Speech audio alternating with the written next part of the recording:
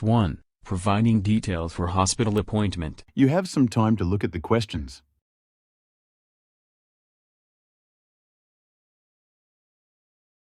Receptionist, good morning. Welcome to Green Valley Hospital. How may I assist you today? Veronica, good morning. My name is Veronica Smith, and I have an appointment scheduled with Dr. Patel at 10:30. Receptionist, okay, let me just check the system. Yes, I can see your appointment. Can I please confirm your date of birth? Veronica, it's the 5th of March, 1987. Receptionist, perfect, thank you.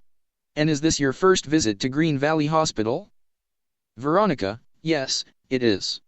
I recently moved to the area, so I'm registering here for the first time. Receptionist, welcome to the area. Since it's your first visit, I'll need you to fill out a new patient registration form. It includes basic details, your medical history, and emergency contact information. Veronica, sure, that's fine. Do I need to provide any documents?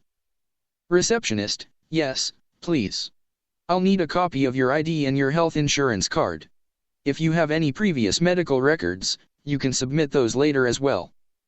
Veronica, okay, I have my ID and insurance card with me. Here you go. Receptionist, thank you. I'll make copies and return them to you in just a moment. Receptionist makes copies and returns the documents. Receptionist, here you are. Once you've filled out the form, just hand it back to me and take a seat in the waiting area. Dr. Patel is running on schedule today, so you should be called in on time. Veronica, great. Just one quick question: will this appointment include any lab tests or is it just a consultation? Receptionist, today is just an initial consultation. Depending on what you discuss with Dr. Patel, she might schedule some tests for another day. But if anything urgent comes up, we can accommodate you today as well. Veronica, got it. And how long will the appointment last? Receptionist, typically, a first consultation takes about 20 to 30 minutes. But it can vary depending on your medical concerns. Veronica, that's helpful, thank you. I'll complete the form now. Receptionist, no problem.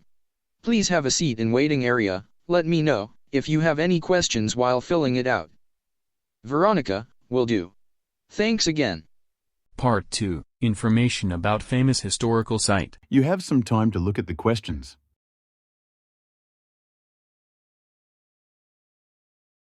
Good morning, everyone, and welcome to our historical walking tour of Rome. I'm Laura, your guide for today, and I'm excited to take you to one of the most iconic and awe-inspiring monuments of ancient history, the Colosseum, also known as the Flavian Amphitheater. Standing right here in the heart of Rome, the Colosseum is not only a symbol of the Roman Empire but also one of the greatest architectural feats in history. Construction began under Emperor Vespasian in the year AD 72, and it was completed by his son, Emperor Titus, in AD 80. Later, improvements were made during the reign of Domitian. Together, these emperors belonged to the Flavian dynasty, which is why the structure got its official name. The Colosseum was primarily used for public entertainment, including gladiatorial contests, animal hunts, mock naval battles, executions, and dramatic performances based on classical mythology. At its peak, it could accommodate an audience of up to 50,000 to 80,000 people, seated according to social rank. The elite citizens, including senators and noble families, sat on the lower tiers, close to the arena, while ordinary Romans and women sat higher up. One of the most remarkable features of the Colosseum is its engineering design. It had an elaborate system of trapdoors, ramps, and elevators in the underground section known as the hypogeum, which allowed wild animals and gladiators to appear suddenly on the arena floor. The arena itself could even be flooded for mock sea battles during the early years, although that feature was later discontinued. The Colosseum is an elliptical structure, measuring approximately 189 meters long, 156 meters wide, and about 50 meters high. It was built using travertine limestone, concrete, and tuff, a type of volcanic rock. The outer wall originally had 3 levels of arched entrances, each decorated with statues and columns of different styles: Doric, Ionic, and Corinthian. It had a total of 80 entrances, which allowed crowds to enter and exit efficiently, an impressive feature that modern stadiums still use today. Over the centuries, the Colosseum has suffered significant damage due to earthquakes, fires, and stone robbing for other building projects. Despite this, much of its structure still stands today, and it offers a fascinating glimpse into the past. It was officially declared a UNESCO World Heritage Site in 1980, and later became one of the new 7 Wonders of the World in 2007. Every year, more than 7 million tourists from all over the globe visit this historic site, making it one of the most visited attractions in Europe. Beyond its historical significance, the Colosseum also plays a role in modern culture. For example, it is lit up in golden light whenever a death sentence is overturned or a country abolishes the death penalty, a symbolic gesture of peace and justice. Before we continue, I encourage you to take a walk around the amphitheater, look closely at the ancient walls, and imagine the roar of the crowd. Part 3. A tutor giving feedback on a research proposal. You have some time to look at the questions.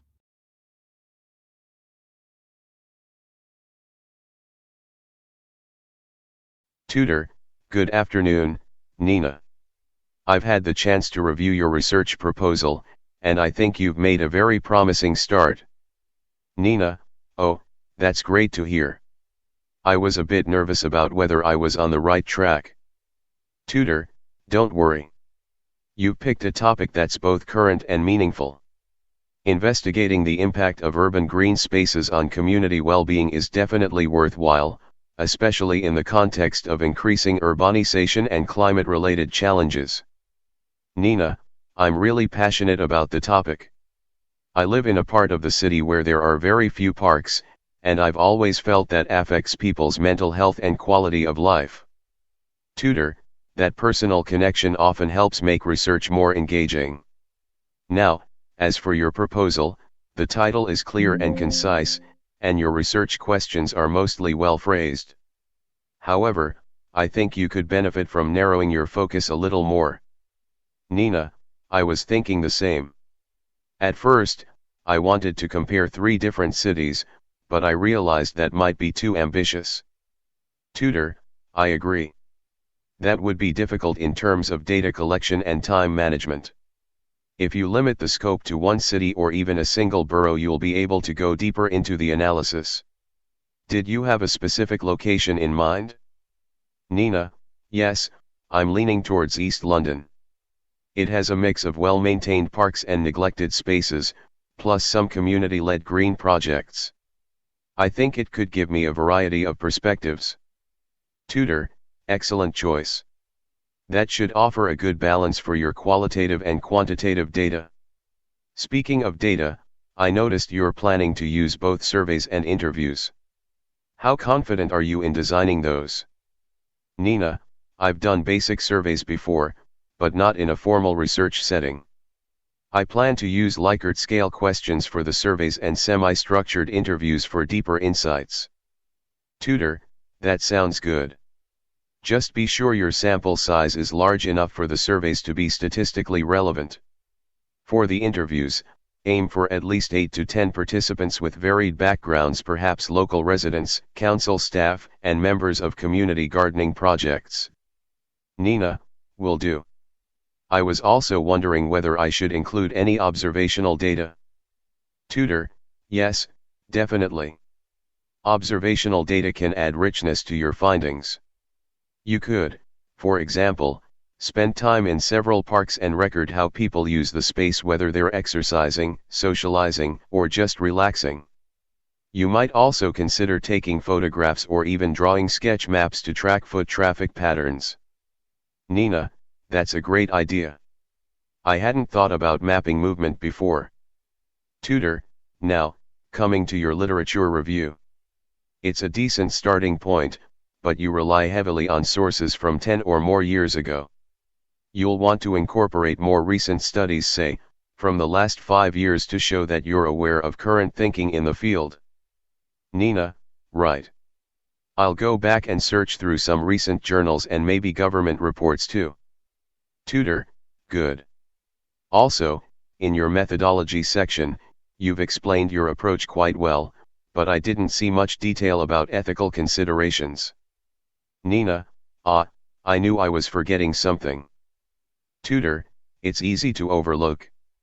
Just make sure you mention how you'll obtain informed consent from interview participants, protect their privacy, and handle any sensitive information. Part 4. The role of renewable energy in combating climate change. You have some time to look at the questions.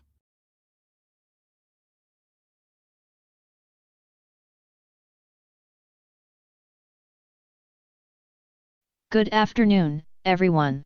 Today's lecture focuses on a subject of global urgency and importance: the role of renewable energy in combating climate change. This topic touches on not only environmental science but also economics, politics, and social justice. Let's begin by understanding the core issue. Climate change refers to long-term shifts in temperatures and weather patterns, primarily caused by human activities, particularly the burning of fossil fuels. When coal, oil, and natural gas are burned for energy, they release large quantities of carbon dioxide, CO2, and other greenhouse gases into the atmosphere. These gases trap heat, leading to global warming, sea level rise, and more frequent extreme weather events. To tackle this crisis, scientists and policymakers agree that we need to decarbonize the energy sector, which accounts for nearly 3/4 of global emissions. And this is where renewable energy comes in. Renewable energy is derived from natural processes that are constantly replenished, such as sunlight, wind, rain, tides, waves, and geothermal heat. Unlike fossil fuels, these sources produce little or no greenhouse gas emissions. The most widely used renewables include solar energy, wind power, hydroelectricity, geothermal energy, and bioenergy. Among these, solar and wind have seen the most remarkable growth in recent years. The cost of solar panels has dropped by over 80% in the last decade, and wind turbines are now more efficient than ever before. In fact, some renewable energy sources are now cheaper than fossil fuels in many parts of the world. Now, what are the specific benefits of renewable energy? Firstly, and most obviously, it significantly reduces greenhouse gas emissions. A country that shifts from coal-fired power plants to solar farms can cut millions of tons of carbon emissions annually. Secondly, renewable energy promotes public health. Burning fossil fuels contributes to air pollution, which causes respiratory and cardiovascular diseases. Clean energy leads to cleaner air and, consequently, fewer health issues. Thirdly, there is a strong economic argument. The renewable sector is one of the fastest growing industries in the world. It creates jobs in manufacturing, installation, maintenance, and innovation. For example, solar and wind industries employ millions of workers globally, and this number continues to rise. Fourth, renewables enhance energy security. Nations can produce their own electricity from domestic sources like the sun and wind, reducing their dependence on imported oil and gas, which are often subject to price fluctuations and geopolitical tensions. Let's also talk about challenges. One major concern is intermittency, the fact that solar and wind power are not always available. The sun doesn't shine at night, and wind doesn't blow consistently. However, advancements in energy storage, such as large-scale battery systems, are helping to address this issue. Moreover, smart grids and energy diversification are making the integration of renewables more efficient. Another challenge is the need for initial investment. While the long-term costs are low, building renewable infrastructure can be expensive. That's why government policies, incentives, and international cooperation are essential to support the transition. It's also worth mentioning that some renewable sources have environmental trade-offs.